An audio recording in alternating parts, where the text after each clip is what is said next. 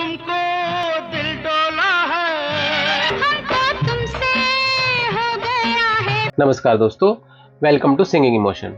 दोस्तों, आज हम किशोरदा के मलंग अंदाज का एक ऐसा यादगार किस्सा लेकर आए हैं जिससे हमें पता चलता है कि किसी गीत की रिकॉर्डिंग कितनी भी पेचीदा और मुश्किल रही हो, किशोरदा सारे माहौल को अपने रंग में रंग कर उसे यादगार बना देते थे। तो आज हम बात करेंगे एक ऐसे ही यादगार गीत की जिसमें भारतीय सिने संगीत के महानतम गायकों की टक्कर थी और उनके बीच था एक नया नवेला गायक जिसकी गायकी की इन सब बड़े गायकों के बीच अग्नि परीक्षा होनी थी। लेकिन किशोरदा ने अपने चिरपरिचित अंदाज से माहौल को इतना खुशनुमा बना दिया कि यह गीत एक मुकाबला न होकर हास परिहास से युक्त एक यादगार लम्हा बन गया और इसके बाद जो सबने परफॉर्म किया तो इतिहास रच दिया। तो कौन सा था यह गीत और कैसे इस गीत की रिकॉर्डिंग को किशोरदा ने यादगार बनाया, जानेंगे इस वीडियो में। तो चलिए शुरू करते हैं आज का वीडियो। अगर आपने अभी तक हमें सब्सक्राइब नहीं किया है तो कर लीजिए, क्योंकि आप देखना शुरू कर चुके हैं सिंगिंग इमोशन।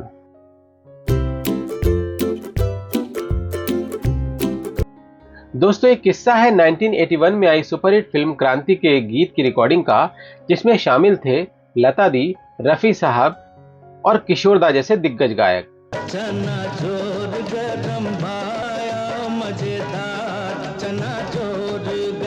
और साथ में थे नामचीन गायक मुकेश जी के सुपुत्र नितिन मुकेश, जो उन दिनों इंडस्ट्री में एक नए और उभरते हुए गायक माने जाते थे। नितिन मुकेश जी इस मजेदार रिकॉर्डिंग का किस्सा सुनाते हुए कहते हैं, एक रिकॉर्डिंग जो मेरे जहन में बसी है वो है चना जोर गरम की, जो क्रांति फिल्म का ही एक गाना था जिसमें मैंने लता जी, रफी साहब और किशोरदा के साथ गाया था। इस गीत में सभी सिंगर्स को अपना अपना पार्ट गाना था।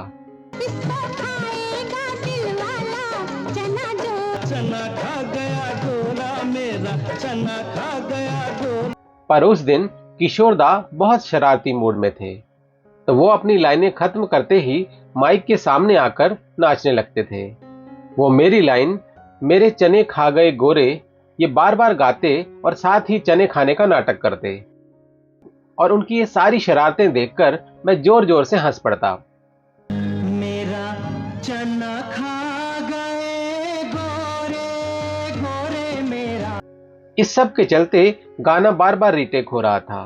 नितिन जी बताते हैं कि किशोरदा ने मुझे पहले ही अपना नाम न बताने की इंस्ट्रक्शन दे रखी थी, पर ऐसा 3 बार होने के बाद प्यारेलाल जी अंदर आए और मुझसे पूछा कि तुम क्या कर रहे हो, तुम्हारी लाइन कंप्लीट न होने की वजह से 3 बड़े गायक लेट हो रहे हैं।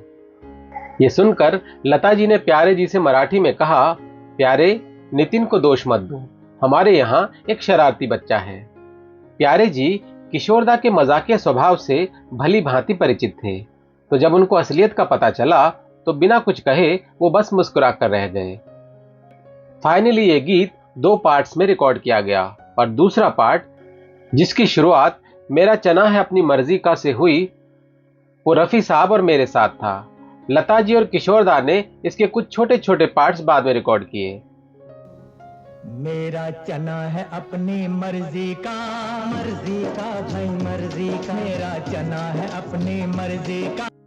तो दोस्तों, देखा आपने, इतने बड़े बड़े गायकों के बीच रिकॉर्डिंग के दौरान भी किसी कंपटीशन इत्यादि से बेखबर किशोरदा अपनी ही मौज मस्ती में रहते थे और माहौल को तनाव से भरा या गंभीर बनाने की बजाय उसे हल्का कर देते थे।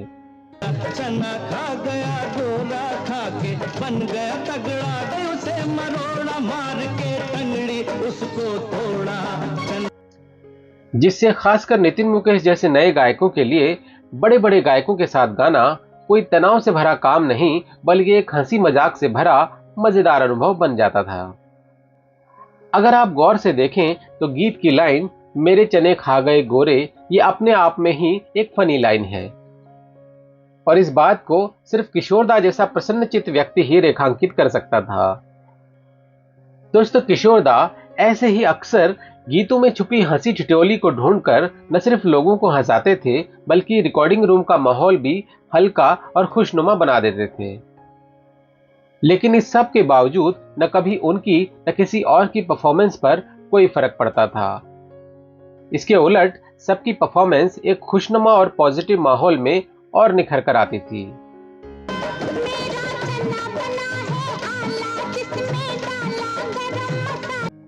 बताने की जरूरत नहीं है कि सारी मौज मस्ती के बाद भी ये गाना बेहतरीन रिकॉर्ड हुआ और सभी गायकों ने अपना सर्वोत्तम प्रदर्शन किया। लता जी इस गीत में मधुरता, शौखी और शरारत लेकर आती हैं और सूत्रधार का काम करती हैं।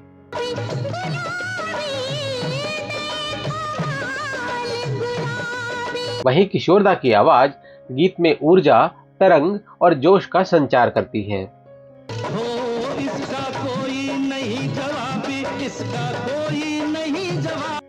वहीं नितिन मुकेश गीत में मुकेश जी वाला इनोसेंस लेकर आते हैं और अंत में रफी साहब इस गीत में दिलीप कुमार साहब की आवाज बनकर गंभीरता और ललकार का आह्वान करते हैं।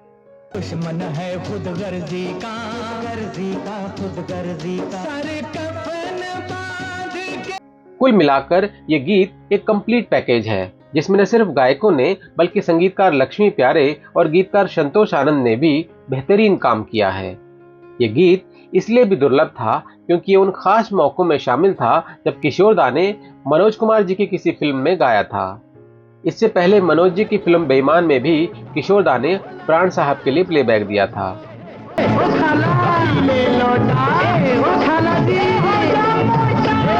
दोस्तों, किशोरदा का ऐसा स्वच्छंद स्वभाव ही उन्हें बाकी महान कलाकारों से अलग करता है। किशोरदा किसी बंधन में बंधने को तैयार नहीं थे, न उन्हें किसी सेट पैटर्न में फिट होने की आदत थी। उन्होंने हमेशा तयशुदा नियमों को तोड़ा और अपने खुद के नियम बनाए और यही एक एक्टर और एक गायक के रूप में उनकी क्रिएटिविटी का राज था। और किशोरदा के सारे डाई हार्ड फैन उन्हें इसी स्वच्छंद स्वभाव के कारण पसंद करते हैं। दोस्तों, ऐसा कहा जाता है कि हम सभी के अंदर कहीं न कहीं एक बचपन छिपा होता है, पर ऐसे कुछ ही विरले लोग होते हैं जो दुनिया के नियम कायदों को, उसके रीति रिवाजों को, अपने अंदर के इस बचपन को मारने नहीं देते।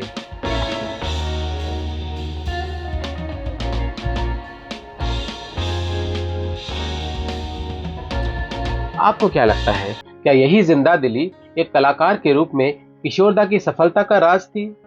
हमें कमेंट में जरूर बताइएगा। मेरा चना खा गया गोरा, मेरा चना खा गया। तो दोस्तों, उम्मीद है आपको हमारा आज का वीडियो पसंद आया होगा। अगर वीडियो पसंद आया हो तो इसे लाइक और हाइप जरूर करें और साथ ही हमारे चैनल को सब्सक्राइब करना न भूलें ताकि ऐसे ही मनोरंजक और जानकारी भरे वीडियोस हम आप तक लाते रहें। तो जल्दी ही मिलते हैं एक और नई वीडियो के साथ। तब तक अपना बहुत बहुत ख्याल रखिएगा। Thank you for watching.